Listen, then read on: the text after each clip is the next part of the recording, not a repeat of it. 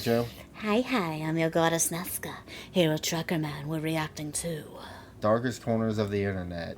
Fiscal Flashing working images. structure fire. Oh, flashing image warning. Oh, shit. Liberty Road Drive. It's 9 a.m. on May 18th, 2024. Residents of Charlotte, North Carolina wake up to the smell and sight of black smoke billowing up into the sky. The source...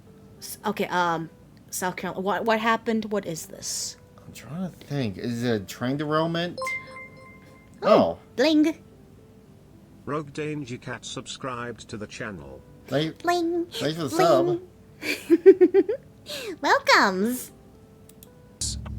A massive 7-story apartment complex, home to 239 luxury units, or at least what should have been luxury units. At the time, the structure was still under construction, meaning that thankfully no residents were living there. But this in and of itself presented two major problems. The first was that, in its current state, the top 5 floors were primarily just the bones of the structure, made almost entirely of wooden insulation, making the building as a whole extremely flammable. Meaning that, although the fire had started out relatively small, it was quickly going to consume the entire... Also, I'm gonna assume arson. Also, probably at that stage, they haven't put the fire suppressant in yet, like sprinklers. So it's just gonna be a giant bonfire. Yeah. complex if it wasn't put out quickly. Which brings us to the second and even more glaring A new problem. void now. Yep. The building was actively under construction when the fire started, and that morning 17 construction workers had clocked in, all of whom were now in grave danger. And by the time the firefighters arrived on the scene, Oh, shit. That the went situation was already dire. And so firefighters rushed in, finding a large group of the employees and leading them out to safety. Though when they made it outside, they made the horrifying realization that they had only found 15 of them. Somewhere within that labyrinth of burning wooden walls, 2 men were left behind, trapped and calling out to anyone who might hear them.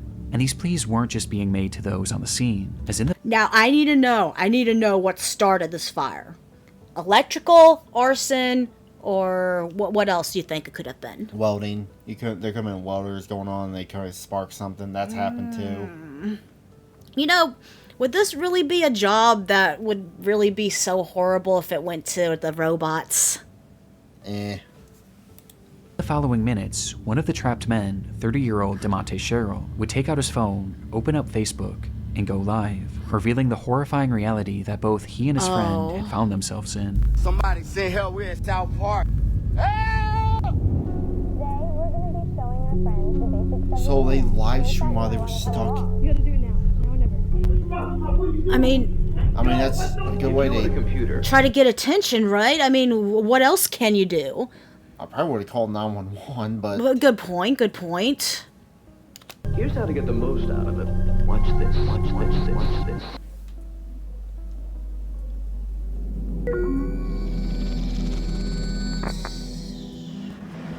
Yo, I'm at South Park right now. At work, and the building on fire, and I can't get out. The stream showed DeMonte Sherrill and his friend Reuben Holmes somewhere deep within the prospective apartment complex, and though the fire hadn't yet reached them, the smoke certainly had, blanketing them in a thick, impenetrable fog. Not only... So at any moment they can collapse from inhalation? Smoke inhalation, thank or you. something could just collapse altogether. From the heat maybe rising? Or burning the structure down. making breathing extremely difficult, but also making it nearly impossible for rescuers to see them. It's getting harder and harder for them to see us. We're gonna have to stand out here and see. Shit. And I don't think they're around a window. I think they're like in the middle of the building too. Yeah. The building on fire, I'm trapped inside, me and my man. This was likely one of the reasons why DeMonte chose to start this livestream, hopeful that it could show rescuers exactly where they were. Okay, Based on the yeah, that footage, would be smart their then. positioning was far from ideal. They were on the second highest floor, floor 6, which had only one access point, a single stairway that was on the complete opposite side of the building. And based on their testimony in the footage, something had clearly blocked their path to that one remaining exit, meaning that the only other way out would be to jump. though at 6 stories in the air and falling into what would likely be the heart of the fire, this would have meant certain death. There was quite literally nowhere for them to go. Rescue was their only hope. At that point, what would you choose? Would you choose to just jump into the inferno? I'm gonna get suffocated before I jump. You're gonna take the suffocation death. I'm gonna fight as long as I can. Point. Nick Crowley.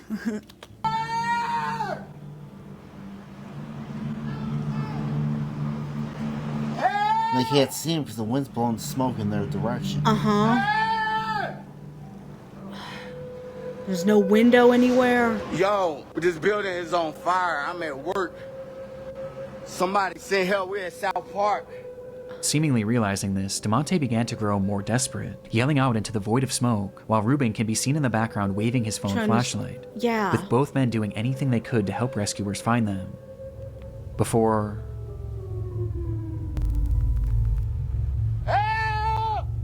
It collapses.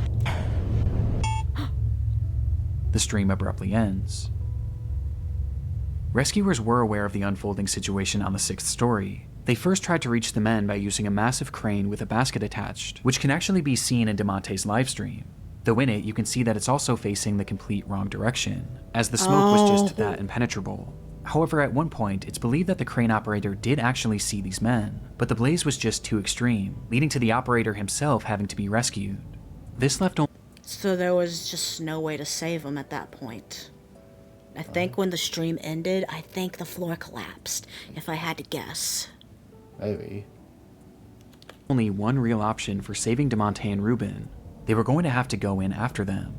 And so they climbed that stairway up to floor 6 and started their trek to the opposite end of the structure. Though before they could even make it halfway, the rescuers were relegated to a slow crawl as the inferno around them raged more and more intensely, and the smoke grew thicker and thicker.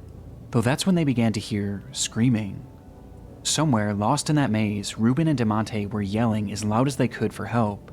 This sound was a sign that they were getting close, though just then rescuers would be met with another sound.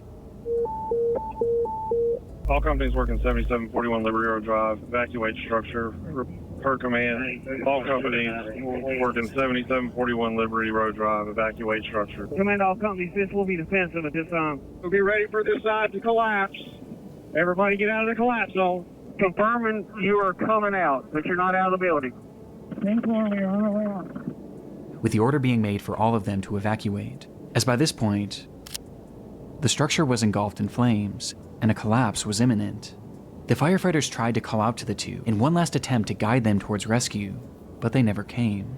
In fact, at that point, the structure fell eerily silent. They would leave that structure without DeMonte or Ruben, and minutes later, the fire consumed the entire building, with the temperature inside reaching 2,000 degrees Fahrenheit. Before... It all collapsed. It collapsed. It would eventually topple to the ground. And inside, Poor DeMonte and men. Ruben would become the sole fatalities of this catastrophe. Yo, I'm at South Park right now. At work, in a building on fire, Final moments. and I can't get out. They were so calm, too. Because they must have really didn't know how bad it was getting. Yeah. The bravest men ever. Just It's getting harder and harder for them to see us. Knowing how the story ends would make this live stream difficult for anyone to watch. But what I find most upsetting about it is that the majority of those who initially watched this were his own friends and family that followed him on Facebook, with these viewers including his own mother. And a lot of them probably had no idea he even worked this job, as he had just been hired that week.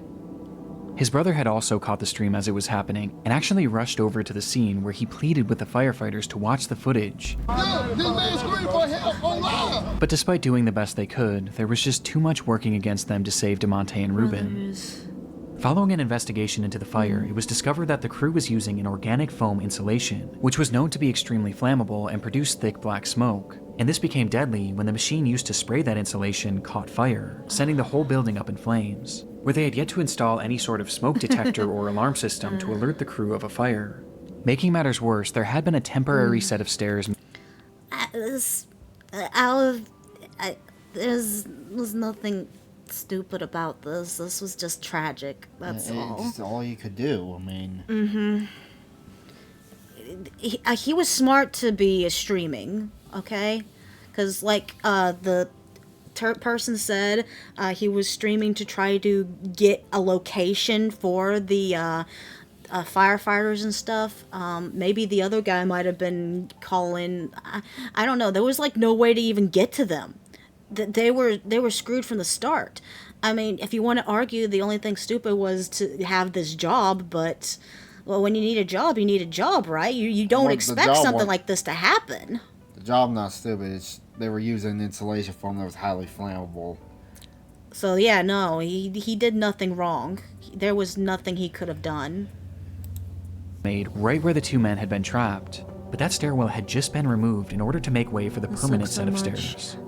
Because of this and a myriad of other issues, the companies involved with this construction were forced to pay a fine of $50,000 and are currently being sued by the families of both victims. I would hope so. But regardless of the outcome, nothing will ever make up for the loss of DeMonte Sherrill and Reuben Holmes. Oh.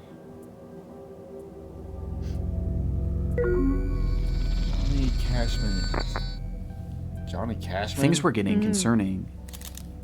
Johnny Cashman spoke to his family nearly every single day, but now, on the 6th day without receiving any communication from him, they knew that something was wrong. Johnny lived in Lynchburg, Virginia, hundreds of miles away from his home in Maine, and so, being unable to check on him themselves, they called police in the area and requested a welfare check.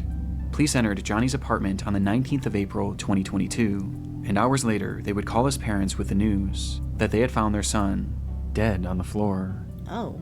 According to the officers, Johnny had experienced some sort of medical event that led to GI bleeding that ultimately claimed his life.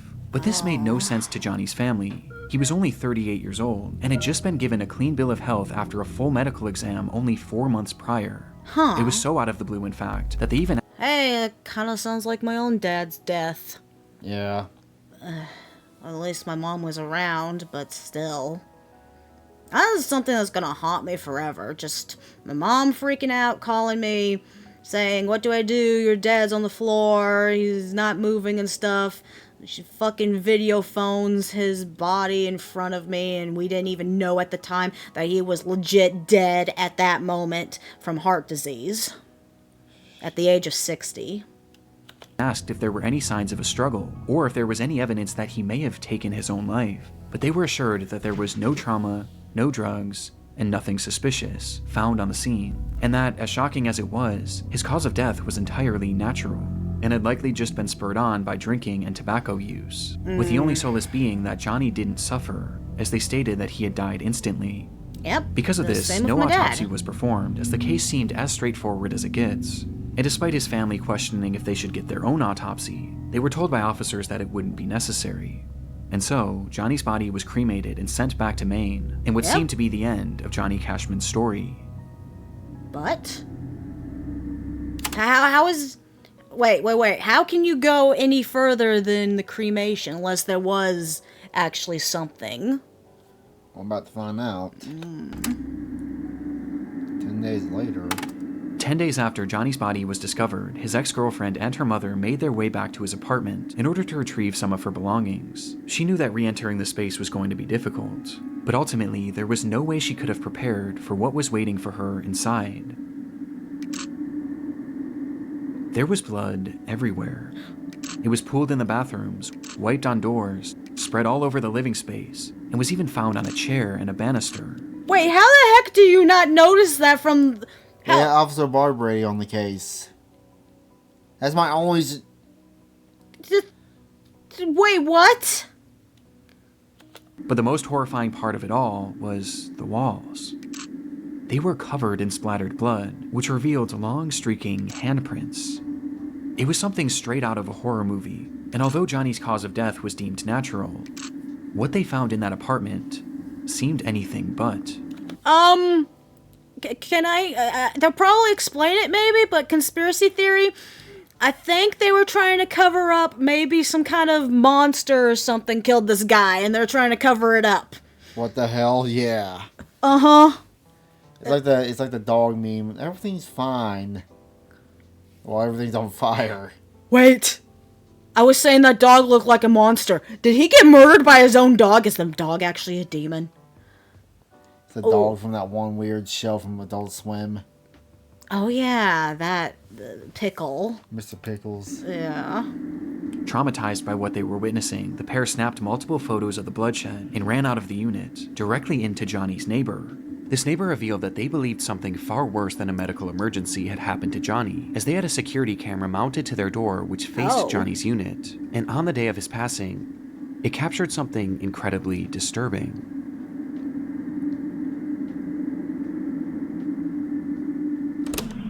They were hiding something. The footage shows Johnny making his way up the flight of stairs leading to his apartment at around 3:03 p.m.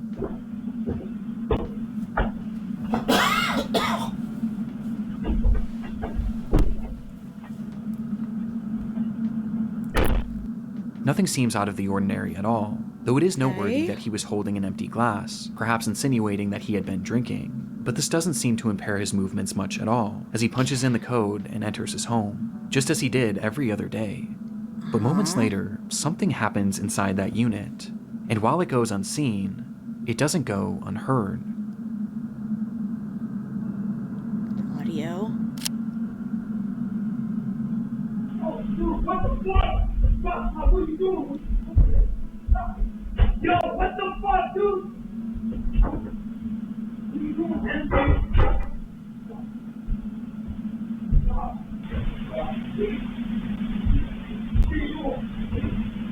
What are you doing, man? Stop. Stop.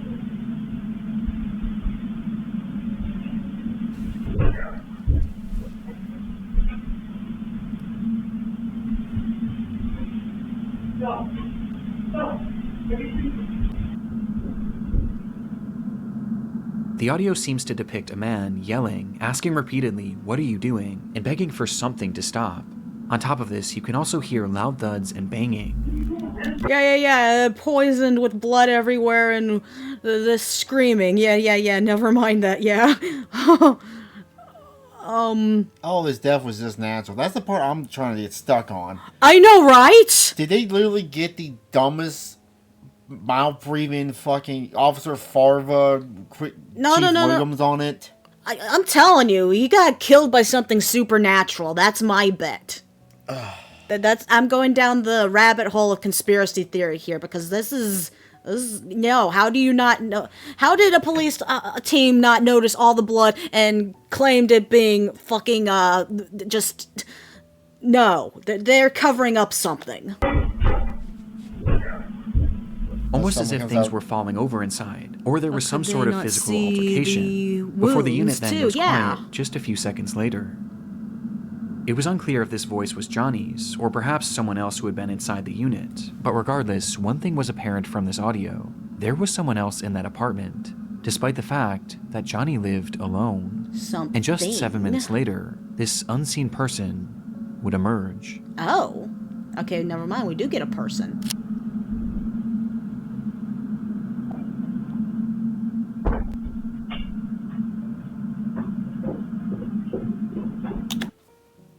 Look how clean he looks, too. Maybe he changed clothes and took a shower? My money's on Demon. My money's on Demon. That guy was a demon. That guy was a demon. This clearly wasn't Johnny, and after leaving the unit, the anonymous man nearly makes it out of the building before he seems to change his mind. Demon? Demon? Demon? The black leather jacket. Turning around and walking back up the stairs before fiddling with the door handle, touching it only with his sleeve, like he was wiping off his fingerprints. Demon. Demon, demon, demon, demon, demon, demon. He then walks down the stairs and stops once again, where he seems to be in a state of shock over whatever had just transpired, before he composes himself and walks out of the building. But the footage wasn't quite finished yet.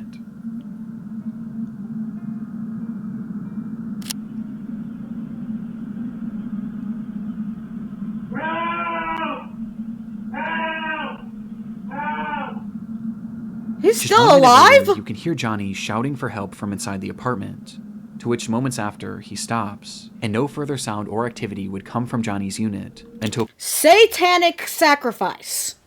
Satanic ritual. So that's my money. That's my money. Nah, the stupid mofo murdered him. Sheesh. I'm gonna say satanic ritual. The fact that he's still alive, all that blood, and oh wow. police arrived 5 days later. 5 The days footage later. and the scene at the apartment seemed to contradict what Johnny's family had been told about his death. The blood all over made it obvious that Johnny's death had not happened in an instant. And this, coupled by the presence of this unknown man who was clearly distraught and wiping off his fingerprints, as well as the sound of the apparent struggle inside, seemed to point towards something much more sinister than what was initially conveyed to the family. But even with this footage, police still believed that Johnny's death was due to a medical emergency, as they quickly changed their initial story, saying that the blood spread was due to uncontrollable vomiting, and that Johnny had in fact likely suffered, at least for a short while. I'm going with that. They're covering for him. Oh, you think that guy is probably a I'm going corrupt cop? That's my only theory. Maybe something mafia related? There's a lot of things. The medical emergency wasn't elaborated on, as they didn't truly know what caused it, The as no cover-up's autopsy was ever suspicious. performed, nor can one Was ever no be emergency performed, was getting his head as by this bashed point, in. Johnny was already cremated, and cremated because of the officer's initial statements. So if Johnny had actually been murdered, which the footage does seem to suggest, there was now virtually no way to prove it. And there was also no autopsy done. So they just completely ignored the whole thing. Yeah. Yeah, no, if I was this kid's parents or family and junk, I would want to see my son's body before the cremation. Maybe they live across state and they didn't like it. You know how shit happens in emergency. I mean, look at what we had to put up with last year. True. And what makes this even more frustrating is that law enforcement already had this footage. It was collected that very day, and they either didn't fully look through it or didn't think that this was overly suspicious. But everyone else surely did. And soon, this video began making the rounds online. Yes, the fucking audio for help, and the stop, what are you doing, bro, stop. Yeah, no, that's not suspicious at fucking all. One glaring question being asked. Who is this man? As no one in Johnny's life recognized him. Well, it wouldn't be until May 11th that investigators would finally ID him. Okay. As Stephen Church. And upon being questioned, he revealed that he had moved to Lynchburg for work, but the opportunity he had lined up fell through shortly after he arrived, leaving him with no money and without a place to stay, which is when he met Johnny, who offered to let him crash on his couch. He supposedly stayed with Johnny for 3 days, and described Johnny as an alcoholic who drank constantly, including on that fateful day. When Johnny arrived home, Stephen claims that he started drunkenly yelling at him about paying rent, which led to the two getting into a verbal altercation. But he insisted that this altercation never turned physical, and that he left immediately after, to which he quickly went back to clean his prints because he was afraid that Johnny would try and have him arrested for squatting. And having already racked up 2 felonies in his life, Stephen was paranoid about going back to jail. But when Stephen was leaving, he did mention seeing Johnny hunched over the toilet as if he were going to vomit, but he claims to have left before this so-called medical emergency started. That makes no sense. sense. This is the gist of Stephen's account from that day, but the problem is, it doesn't really match up with what we're hearing in the video. What the fuck? What are you doing? Yeah, that. Yo, what the fuck, dude? From the footage, we can hear everything going on in that unit, but at no point do we hear any sort of an argument, nor do we hear anything about rent. Yeah, it just started out. Yeah, yo, what the fuck, dude? So, initial stab here, maybe? What are you doing? Stop. With the phrases lending themselves more to a physical struggle rather than a verbal one. In fact, the whole time it appears that we're only hearing one voice. But there is an exception.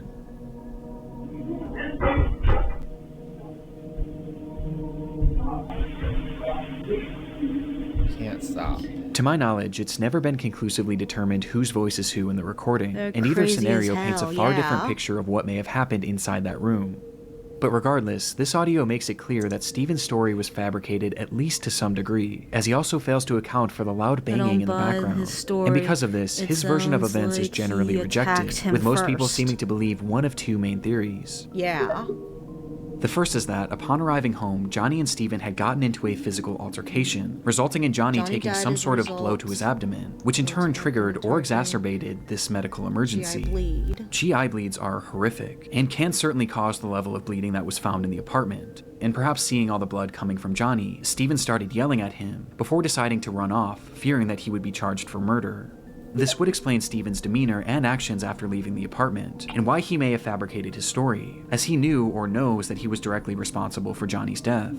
And this blow to the abdomen could have easily been missed by investigators, as the injuries would have been primarily internal. The second theory is that upon arriving home, Johnny naturally experienced a medical emergency leading to this catastrophic GI bleed. Upon seeing this and perhaps being in a state of shock, Steven yelled at him, demanding to know what was happening and telling him to stop, as perhaps he was moving around the apartment and tracking blood everywhere, which would explain the other voice saying, "I can't stop." I could see how this experience would make no sense to Steven, and perhaps just having no idea what was happening, he left and tried to make it look like he was never there, as he was afraid of being blamed for whatever was happening to Johnny, and so he essentially left Johnny there to die. Whether Could have called an ambulance and been like, yeah, no, I don't know what's going on with my roommate. He's bleeding all over the place. And then knowingly or unknowingly.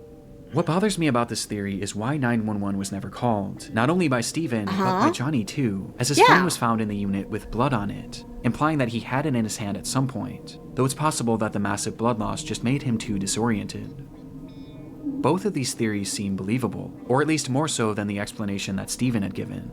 However, in October of 2022, Johnny's case would officially be closed for good, with Steven being cleared of any wrongdoing, as Johnny's death was labeled the same way that it always has been, a medical emergency that couldn't be further elaborated on, with the most relevant evidence being that Steven's shoe prints were not found in the blood, but Johnny's were, implying that he had not been part of the struggle.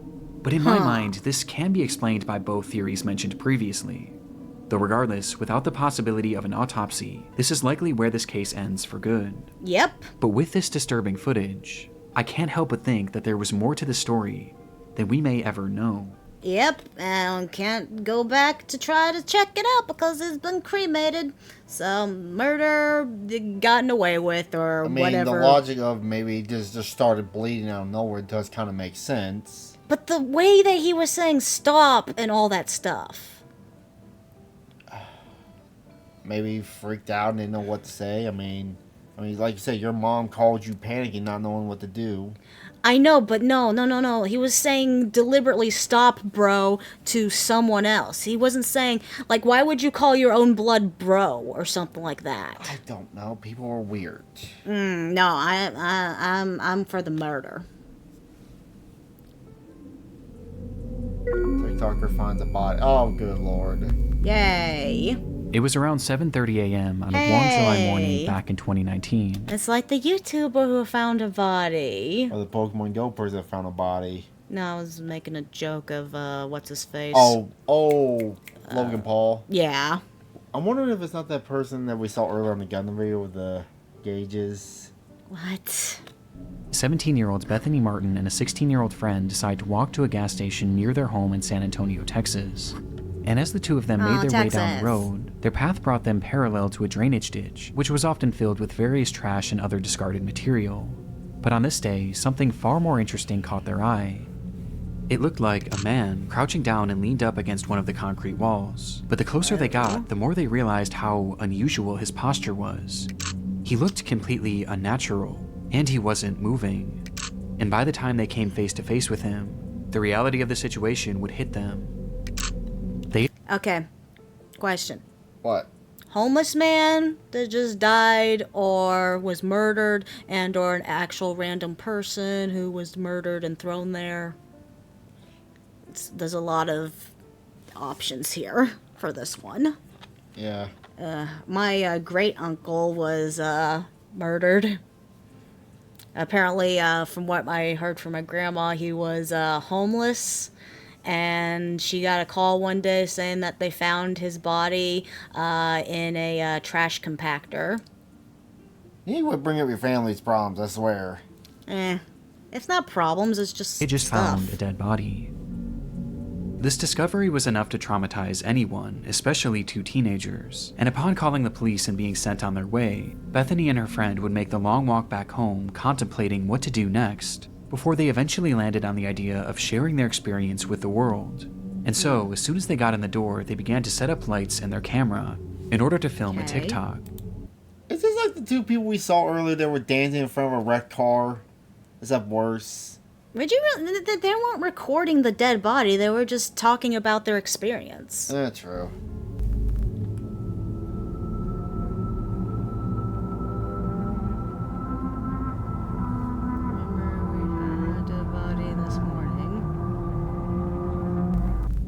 The clip showed the two sitting on a couch appearing to be in a state of shock, with the words, "Us remembering we found a dead body this morning," plastered on the screen. Okay, no, that's... creepy. No. They didn't even look like they were in shock. They looked like they were smiling about it. That is not the same. For no other context aside from the description, which simply read, I wish we were kidding. All respect to the family. Okay. Some offered sympathy for the girls, while others viewed their post as insensitive and exploitative. But others weren't even convinced it was real, partially due to this glaring lack of context.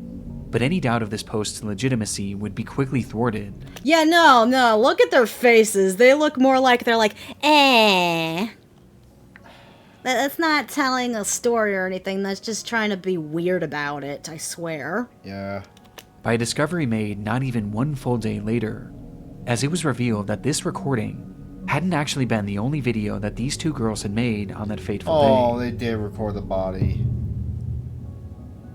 On their walk to the gas station, the girls had stumbled across the body of 25-year-old Marcus Adams, with the young man having seemingly perished earlier that morning, with it being apparent that he had taken his own life. Oh. But upon finding Marcus, the girls weren't actually overwhelmed with sadness or even shock, as instead, their focus immediately went to something far different, as something on the man's body had caught their attention. His necklace. Oh, you fucking grave-robbing bitches! This is what's gonna happen to Jack Doherty. I'm just so pissed off right now. The girls really liked it. In fact, Fuck the you! unnamed 16-year-old had said that it matched her fashion perfectly. And so I hope you bitches got fucking haunted and had just the worst luck imaginable happen to you. Something feels off about their reaction they made. Yeah, apparently the reason it was off is because that they were like, hey, we stole from this poor dead person. I'd say there's too calm around dead bodies. Arrived, the two would once again pull out their phone and start recording, showing Bethany approaching the body with her intention being to grab his necklace. You fucking bitch! Does, removing the medallion and giving it to her friend, before tossing the chain into the grass nearby. Hi, welcome. Leading to the girls running away from the scene. The 16-year-old would then post... You joined at a very disgusting time. Ugh. Can't believe people do this shit. What would it be called? It's not grave robbing because he's not in a grave. It's still called grave robbing. It's like the story up in New York where I'll leave the I'll stay. But no, if you like dark stuff, feel free to stay. There's a story from Donut Operator about a guy who died on the New York subway. He first got robbed, and the next person came by and fucked his body after he died. Oh, necrophilia? What the fuck? I'm not going to New York. That video onto her Snapchat story for all of her close friends to see. Of hell open for them. I can't show the footage for obvious reasons, but it's truly awful. And just based on the audio alone, you can tell that they're very obviously having fun doing this. Johnny Ortiz subscribed to the channel. Hello, thank you for subscribing. Sorry, you should have been here earlier if you wanted a Jackie do. I know I'm sexy, but we're talking about dark stuff. have the high chance to be haunted if you steal from someone that died. Yeah. Aqua from Five Nights at Freddy's. Don't keep the devil waiting. Off friend. Old friend. Okay, there you go.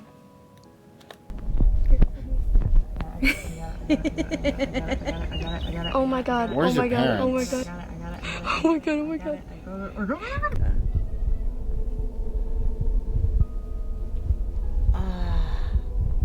So that was the audio of them taking it. Oh, There's something video, so but- uniquely Well, yeah, disturbing. don't show the video because that's showing a dead body. Haven't we learned anything from Logan Paul? Yeah. Logan Paul didn't even do that much compared to these two. Oh yeah, well he couldn't really steal anything from a man that's hanging. Even still. It's clear that upon finding the body, there was no real emotional impact on them, at least none that outweighed their desire to steal from it. And as if stealing from this man who had just taken his own life and posting it for all their friends to see as if it were a joke wasn't horrible enough, they then immediately posted this other video to TikTok in an attempt to garner sympathy.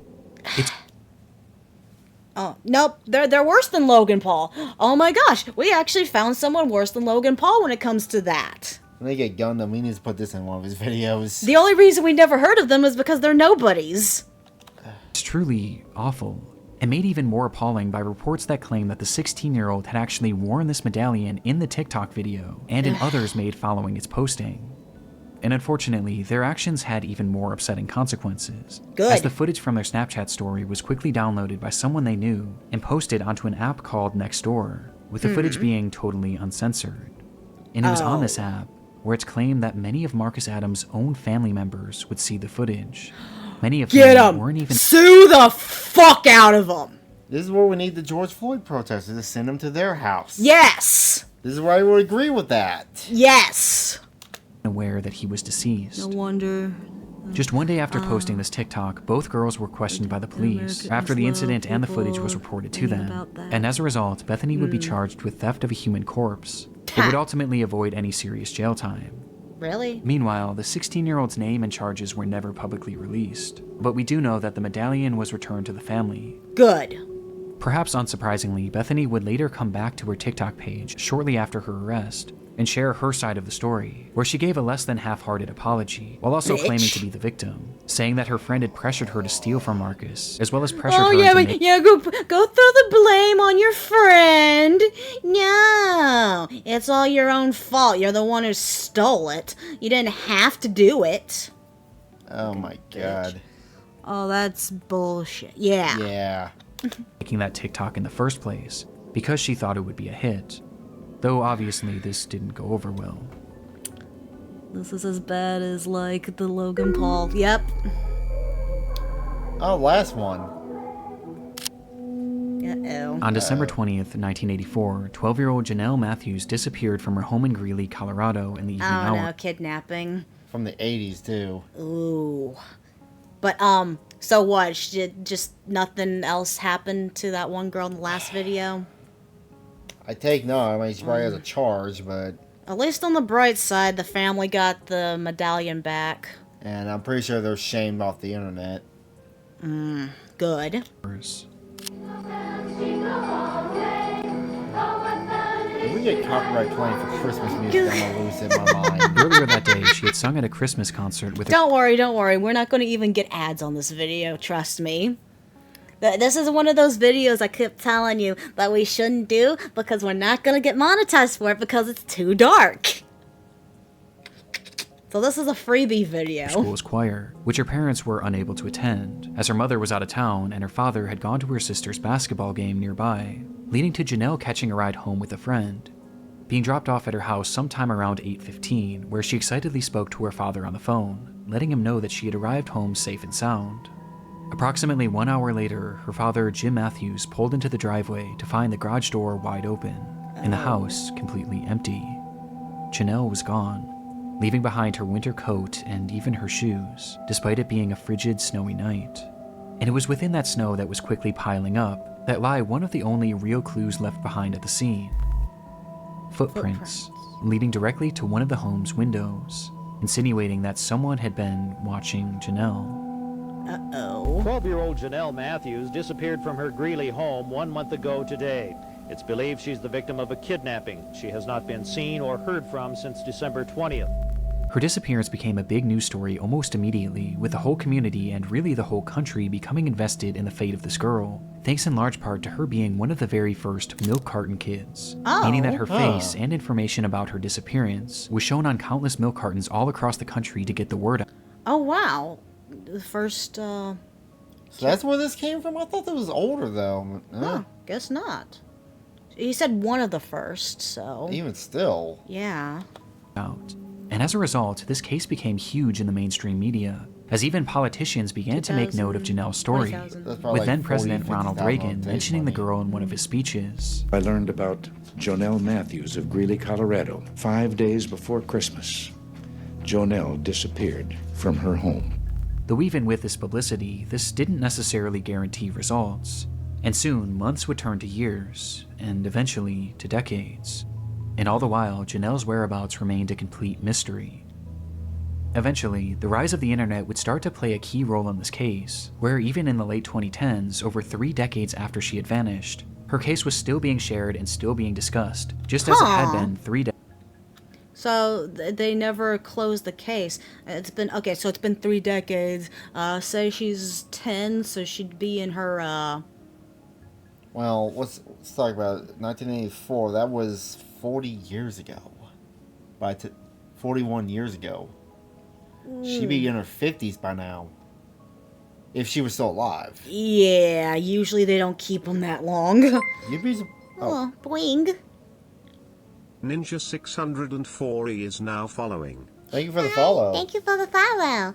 Yeah, I'll try to do more appropriately fun content for you in the future.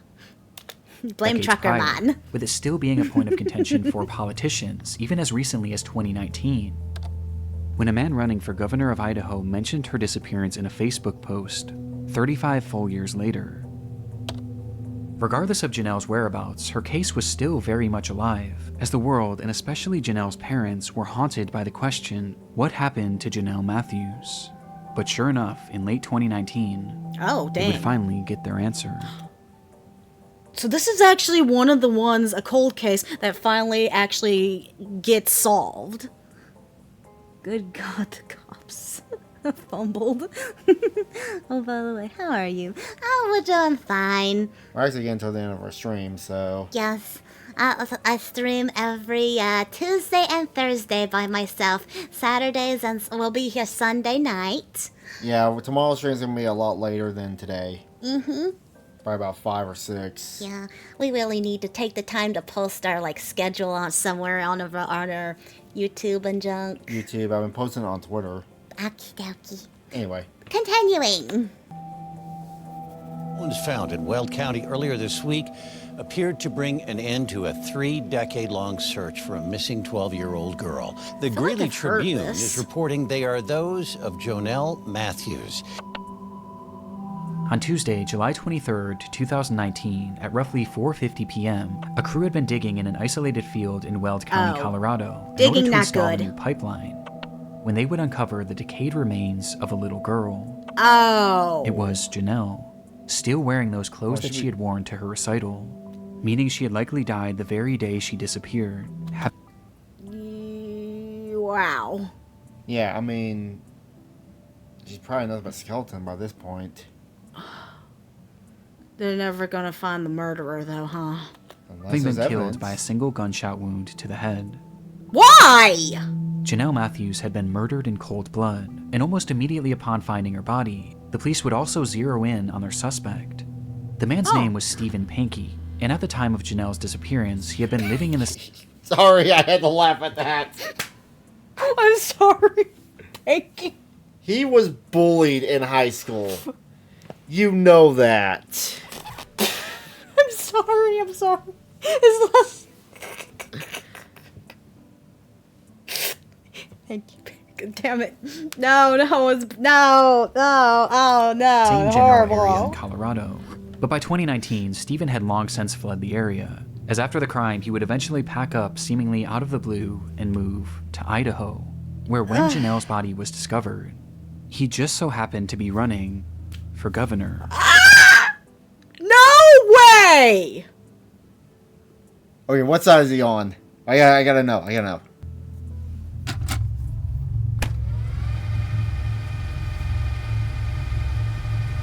Stephen Pinky. There is no such thing as closure. My 20-year-old son, Carl, was murdered on that date. Losing a child hurts your entire life. I am fortunate to have truthful facts regarding Carl's murder. The United States authorities for the District of Columbia needs to oversee into the death and disappearance of Miss Johnny Matthews, a human being since living police have only considered sinister, emotionally charged child abductions possibilities, and they are capable with victims. The public deserves the uncensored truth, even if it hurts the. Pray for the truth, not revenge. Wow. This is kind of ironically odd. Are you from America? Yeah. Yes, We're actually in the middle of the America. Hell no, yeah. Sounds like a cartoon character. Who has the goal to run for governor. And apparently he had a son murdered. And he's sitting there saying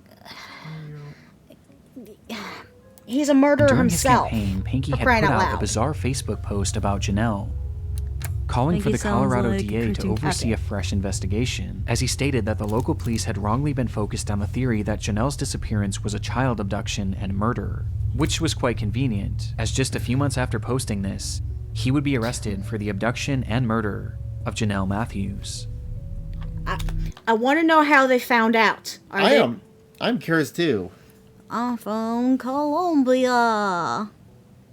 Yeah. Where's that at? South. Way south. Way south? South America, south. Police believe that Jonelle had first caught Stephen's eye when he was working as a janitor at the church she attended, with this leading to him stalking her and eventually abducting her on that fateful night, where he threw Jonelle in his car and ultimately ended her life, for no reason other than his sick satisfaction. He then proceeded to bury her in a field. You get thrown under to jail. Yes. Okay, they were saying something about Barry. 20 miles away, in a spot that he was certain no one would ever find her. Now, the evidence supporting this is mainly circumstantial, but it is incredibly concerning. Just one day after Jonelle's abduction, Pinky decided to take his wife to California in order to celebrate the holidays with his parents, with this trip being completely unplanned, as his wife was only told of it literally the day of. And making things... This is literally, what is this called? Psychopath behavior? Yeah. Well, hell, the BTK killer, who was a famous killer in Kansas, he had a wife and kids. Lived a normal life. He was a deacon of a church. He was a leader. He was a Cub Scout leader. And he was the most famous serial killer in Kansas. He's still alive today. Well, he's in prison. Yeah, I would hope so. But yeah. The only reason why I know that is because I grew up in Kansas and we kind of always heard the story of the BTK killer. Huh. They kind of... Stranger, when they returned home, Stephen's car conveniently caught fire and was burned to a crisp, to which he offered no explanation for. But in response, he would take the car to a local scrapyard where it would be even further destroyed, taking any potential evidence along with it. But while this is all strange... he destroyed his car himself. Okay. How did they catch him? Police say that the main indicator that Stephen was their man was his clear obsession with Jonelle's case. Shortly after the slaying, Stephen began listening and watching any news reports he could on Jonelle's case, while also... Oh, this is like, the criminal coming back to the scene of the crime kind of thing. Yeah. He's so obsessed with what he did. Oh, this is the Yoshikage Kira levels. That's not far off. Having his wife read every single article about the missing girl out loud, to which he would often have her repeat them over and over again. Oh, that's sick! But his obsession didn't stop there, as he would then start frequently calling the police. If this was me and that was you wouldn't be questioning that after a minute or two? Honey bun? Why do you want me to keep reading about this poor missing girl who's been lost and kidnapped for like over decades? Wanting to talk to them about the case, even going as far as to give them potential leads, as he claimed to be fearful that he was going to be blamed for the crime, despite having seemingly never even met her. And it was during some of these many unusual phone calls that he was said to have given details on her disappearance that were never actually made public.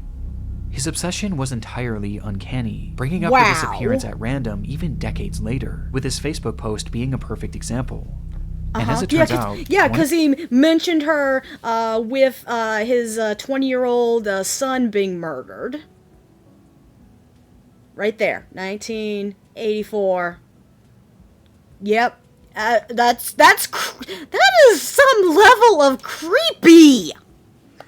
That's how they catch some criminals. Always come back to the crime. Yeah, in this case, non-stop talking about it.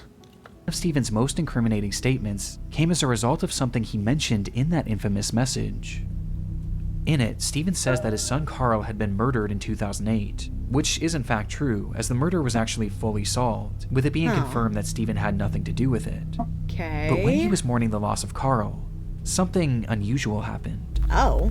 His now ex-wife recalled that following Carl's death... Oh, now ex-wife. I wonder why. He never once cried, until the day before his memorial service, where she watched him from a distance walk up to their son's urn and begin to sob, eventually blurting out, I hope God didn't allow this to happen because of... the karma! The irony!